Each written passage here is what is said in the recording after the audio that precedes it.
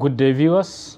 Welcome to a fresh edition of 30 Minutes, the interactive program of Trust Television, with me, Manir Ali. Our guest is Salihu Lukman, who down the line resigned as Deputy National Chairman of the ruling APC and is now one of the big people, if I may say so, in the coalition that seems to be forming around the opposition groups in Nigeria. Malam Salihu Lukman, welcome to the program. Malam Manir, thank you very much. I was National Vice Chairman, not Deputy. Right, very good. Thanks for the correction. Yeah. What do you make of what is happening in your former party? Because we've seen them a few days ago coming to line up behind the president, and in many states equally, saying that there's going to be automatic tickets for the sitting governors, possibly for the National Assembly members and all of that. Well, I mean, it's a confirmation that the party has lost its bearing beyond repairs. Because if you recall, APC came in with the promise of change. What was it that APC promise of change why did it resonate with Nigerians? It resonated with Nigerians because there was problem of imposition, especially in PDP, and that problem became almost a political culture in all the parties. So much so that there are people who bought the form for internal contest for primary. Sometime before they even get to the venue, they hear the winner has been declared. And when we came with the promise of change, the fundamental thing, which was why we believe we were progressive. That is we that you are using now as APC when you are still there. Yes. Those of us who were in APC at the beginning, at the foundation, we believe we were progressive. And that as progressive politicians, the first thing will be to have strong relationship with people and our constituents. And therefore, internal contest will not be a problem at all.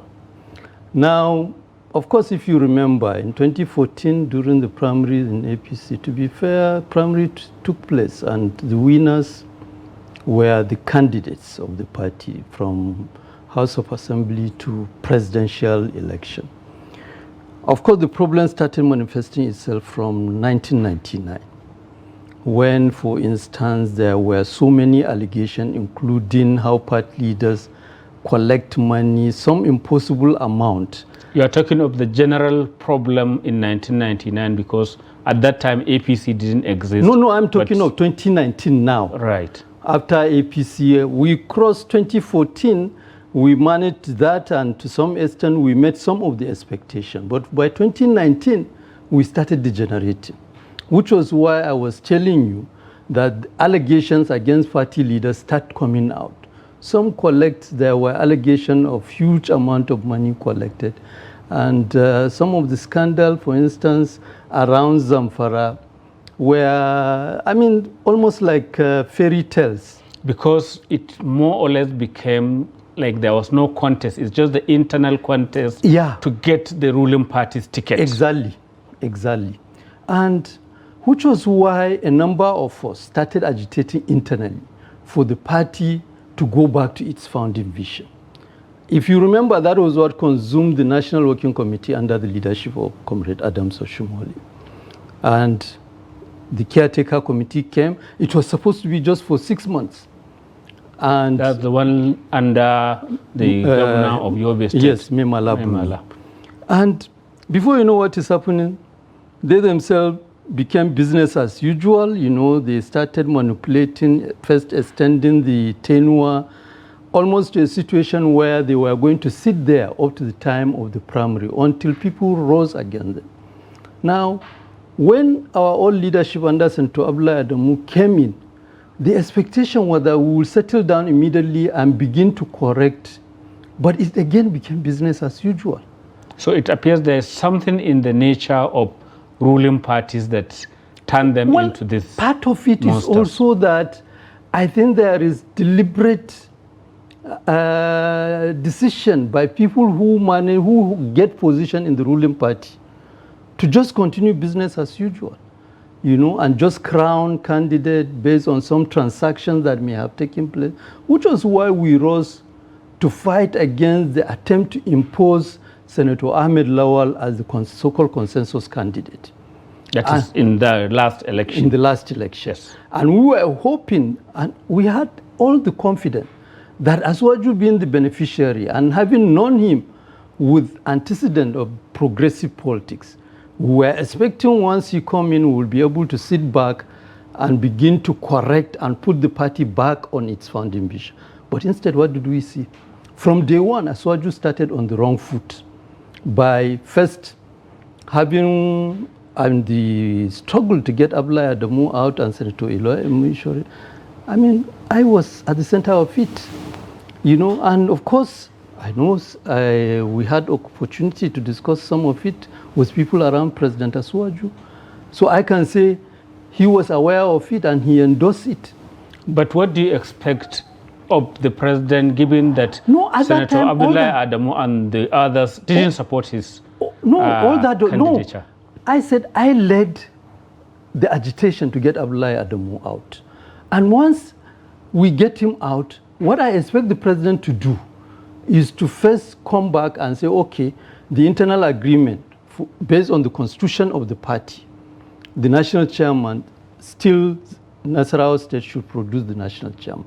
Instead, what did he do? He said, no, it should go to the next one. And I was national vice chairman of Northwest, and I can say authoritatively, none of the party leaders in Northwest was taking along that decision. We just hear that he has decided on Dr. Abdullahi Umar Ganduje. And I argue, and I don't hide my feeling, I said it publicly. If Northwest was given the free chance to choose the succession, I mean the new national chairman, if you rank people, maybe among all the people that Northwest will present, maybe Dr. Ganduje will come the 10th, not even among the first 5. But be that as it may, he imposed him. But even after that, I left, because I couldn't live with that. You left the party. I left the position, leadership. and then eventually I left the leadership of the party, but I continued to engage, to say, well, look, this is what needs to be done. And I had the opportunity to even meet Dr. Ganduje and say, okay, now you are national chairman.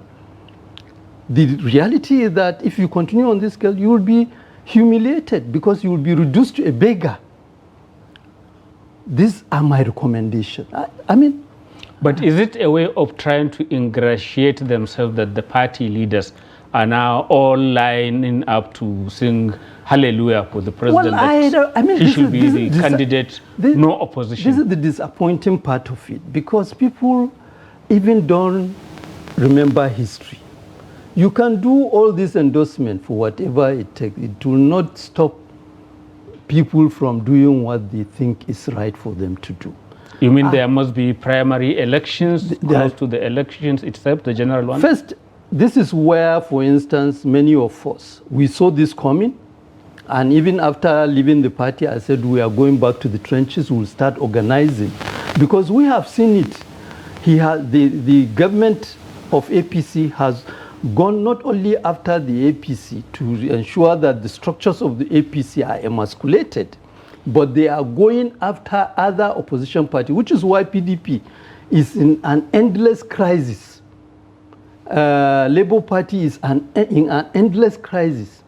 And the reality of it, if you leave everything the way it is, we'll get to 2019, these parties will not be in a position to fill candidates. 2027. Right. These parties will not be in a position to fill candidates. Which was why we started consulting widely. And in those consultations, we identify what are the options. And the options are straightforward. But before we get to those options, can we still tarry a while on the ruling party? Do you see a saving grace coming out of all this, what some may say is a contrived process? Because you see governors, legislators, all lining up to, that's who are in the opposition party, First, all lining up to when you say saving grace, join the ruling party. To save who? No, I mean, possibly the country and the APC from itself. If it is to save the country, first, APC was in that position or even in worse position than PDP was in 2014, 2015. That is the reality. And as it is, you can see they have crowned Asuwaju as the presidential candidate. They have crowned all their serving governors who are due for second term as the candidate, whether they perform or not. And they have offered all National Assembly members who are in the party almost automatic ticket. So, which is why in another medium I argue, I say APC has moved from a party envisioned to be a progressive party to basically a monarchy now. All you need to do is to be like heir apparent, be holding a position now to be guaranteed. And that is not what democracy is all about. I mean, those of us, and for goodness sake, I have seen people, I'm not one of those who go out to celebrate that I was arrested during the struggle for democracy. No. That I was arrested is a reflection of the fact that we were weak. But we were in the trenches, we fought. We didn't go through all of that, only to end up with a situation which is almost worse than, I mean, this is worse than what Abacha was just talking of himself, who the cap fit. Others were going to contest, you know. Now, this is where we are. And this is the point why all of us, and we have made it very clear to everybody in the opposition, first, we can't get rid of this if we don't come in with the mindset of sacrifice. But why do you think that governors are all lining up to join? Are they being encouraged? Are they being forced? Or do they see more opportunity in the other, in the ruling party? Madam Manir, my simple answer is because in the first place, many of them are not qualified for that position.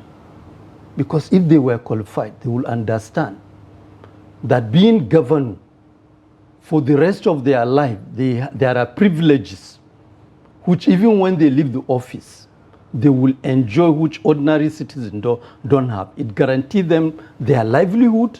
It guarantees them decent life.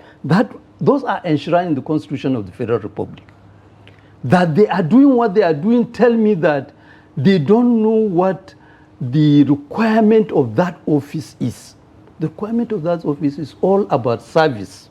But maybe they are also being real politicians. They can sense how it works in Nigeria. You have to line up behind whoever is in charge of the federal government for you to ensure that you retain your post. We have to be careful.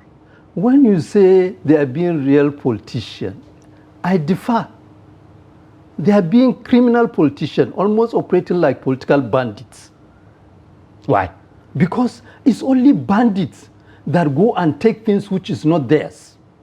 No, but they are elected, and then now they think that their parties are not good enough. They are elected for a tenure of 4 years. And the constitution, even the constitution of their party enshrine, they should go through primary before they become candidates. What they are telling you now and telling members of the party, you are hereby disarmed. The right guaranteed to you by the Constitution of the Federal Republic of Nigeria and the Constitution of the party is no longer yours. We have superintended over it, and this is our decision. We are the candidates. Asuwaju is our candidate. Take it or leave it. That can only come from people with criminal mindset. I'm sorry I'm using very hard words, but the reality of it, if we are going to put back this democracy back on the foot of Nigerians, to hold elected officials accountable, we must tell them the hard truth. We must take every step to bring everybody back to the level of being accountable to Nigerians. What about the other governors that are still in their own parties, that are the platforms they were elected?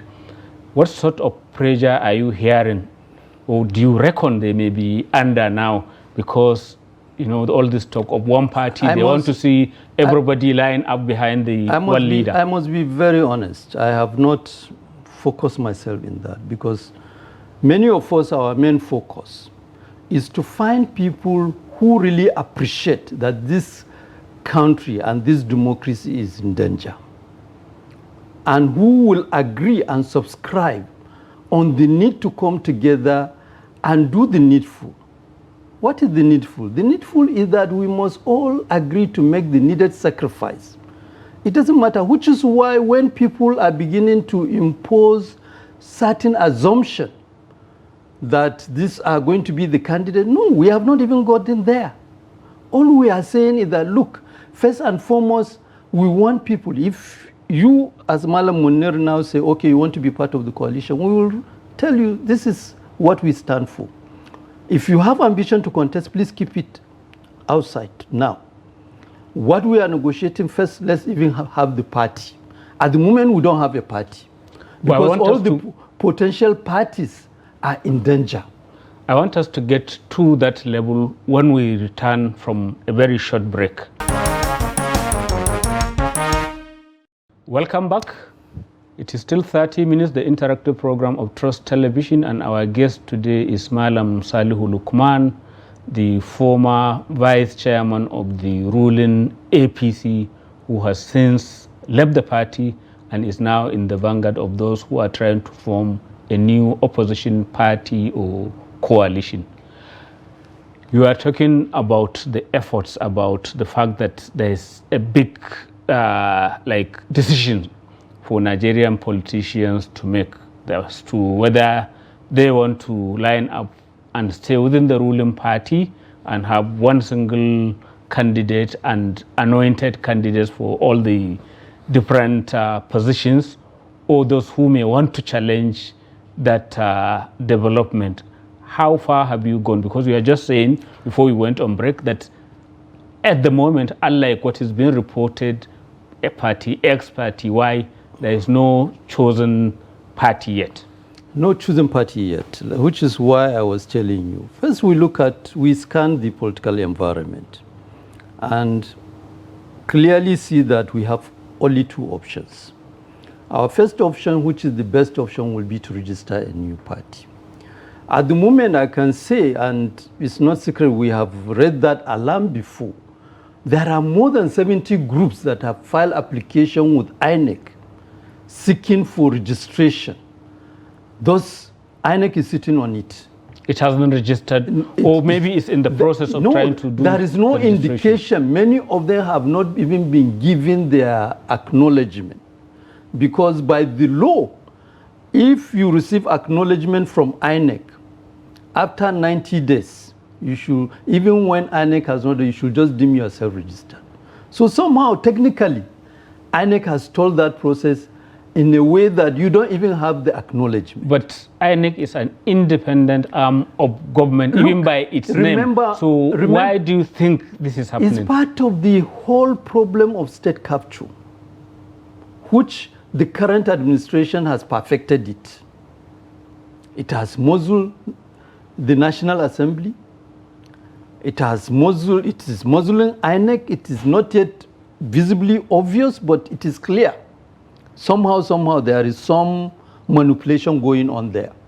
But have you tried talking to INEC to hear why they are not giving those acknowledgements? Or maybe there could be some technical explanation.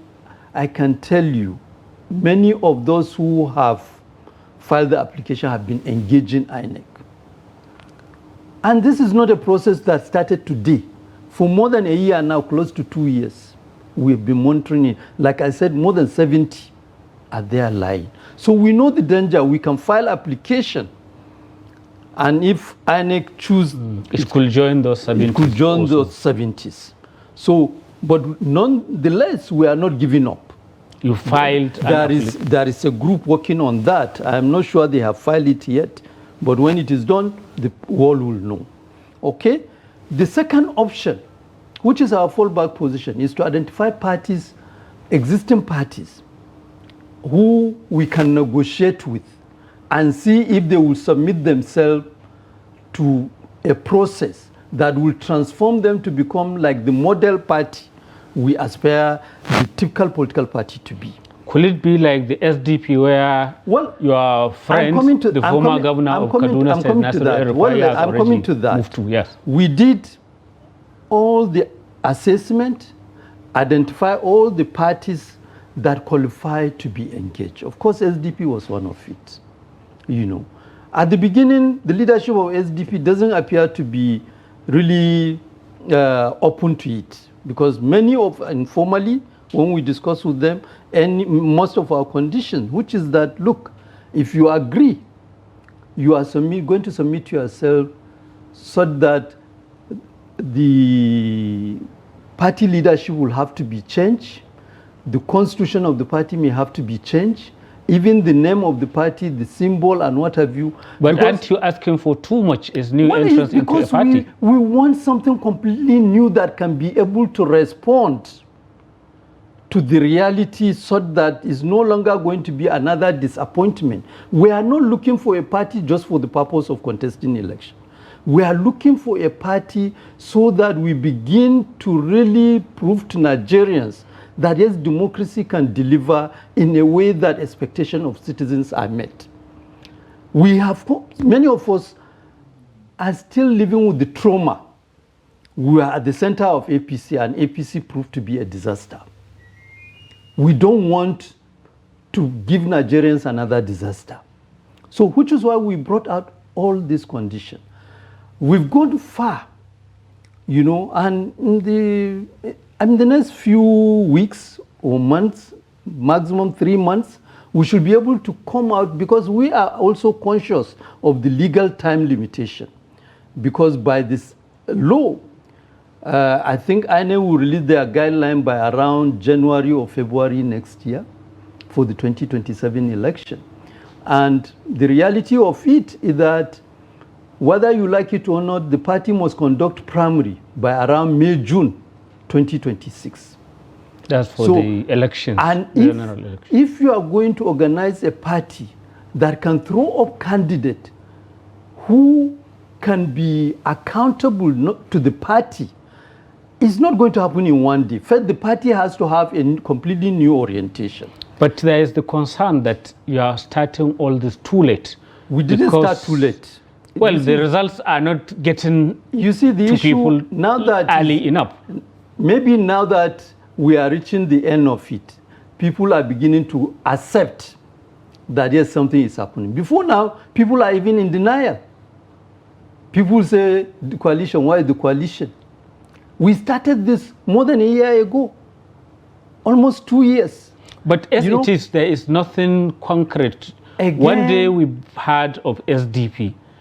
Recently we are hearing of ADC. Here you are saying there is no party that has been decided. Which one we are do still take? Negotiating. It can be SDP, it can be ADC, it can be any other party. We are still, it can even What about the PDP?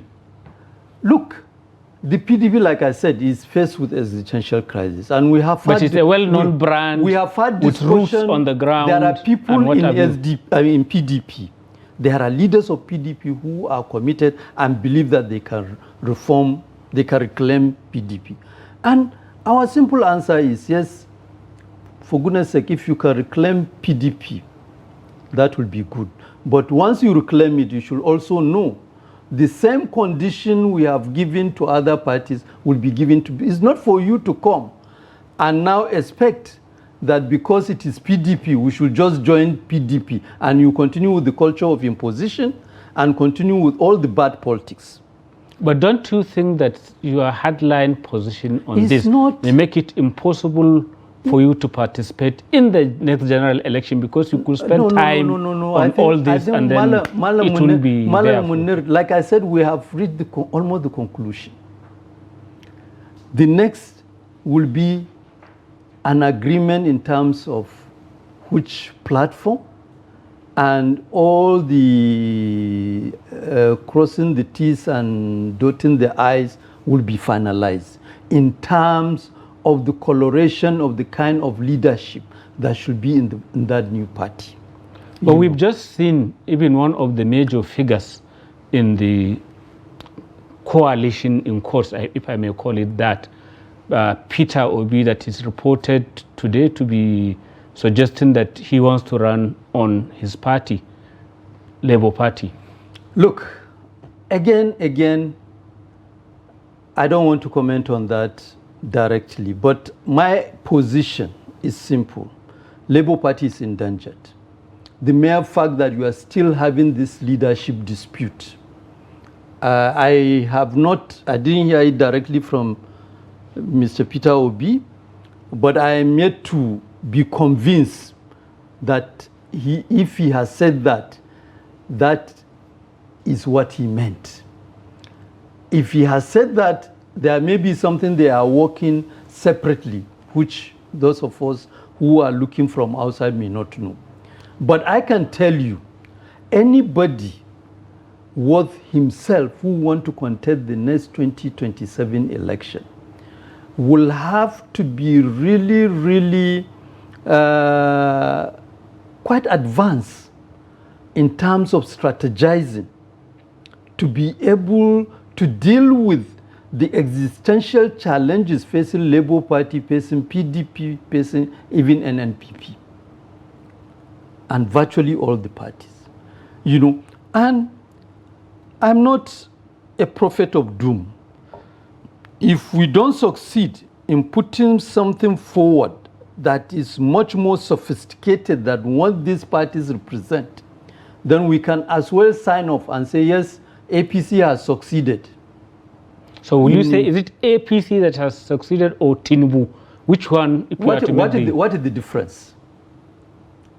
I'm Salihu Lukman. I'm the son of Mohammed Lukman. I'm the grandson of... So if you say, is it Salihu Lukman that has, or Lukman has succeeded?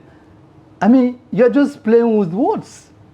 Because I've had people who are saying that, look, the next election is not just about 2027, but it could well be about live presidency.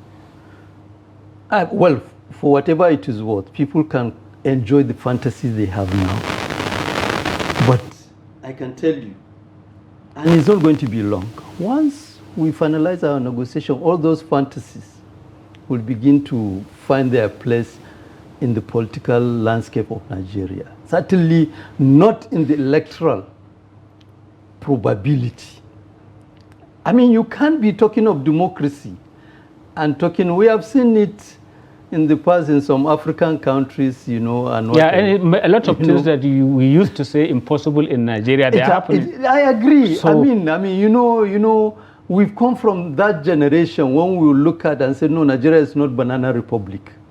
But we have also seen situations where, for instance, I mean, I was told in 1980s that we will have a president who will change the national anthem of Nigeria within an hour in a national assembly where more than 300 people have a say. I've said, no, it's not true, but it has happened.